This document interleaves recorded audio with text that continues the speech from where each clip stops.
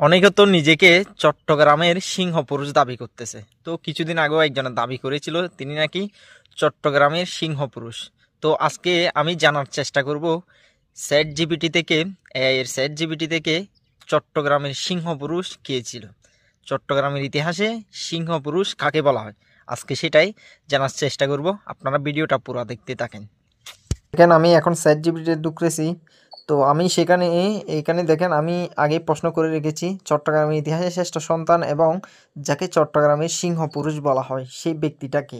তো এখানে আমাকে চ্যাট জিপিটি দেখেন যাকে সিংহ পুরুষ বলা হয় আর কি তার নাম দিয়ে দিয়েছে, তার পুরো তার ঘটনাগুলো দিয়ে দিয়েছে। এখানে আপনার প্রশ্ন অনুযায়ী অনেকে মাস্টার দা সূর্য সেনকে চট্টগ্রামের ইতিহাসে শ্রেষ্ঠ সন্তান বা চট্টগ্রামের সিংহ পুরুষ হিসেবে শ্রদ্ধা করে। কেন মাস্টার দা চট্টগ্রামের সিংহ পুরুষ?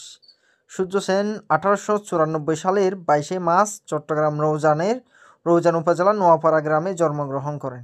তিনি 1930 সালে 18 এপ্রিল নেতৃত্ব দেন চট্টগ্রাম চিটাগং আর্মনি রাইট ব্রিটিশ বিরোধী স্বাধীনতা সংগ্রামের এক সাহসী পদক্ষেপ।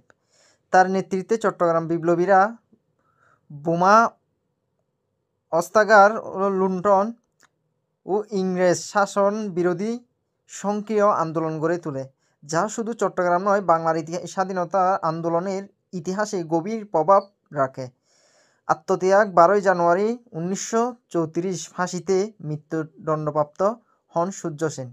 চট্টগ্রামের মানুষ এবং বাংলাভাষী পাকিস্তান এখন বাংলাদেশের মানুষ তাকে স্মরণ করে মাস্টার দা বীর চট্টলার বীর সন্তান হিসেবে। চিন্তা করেন, উনি হচ্ছেন সিংহ পুরুষ।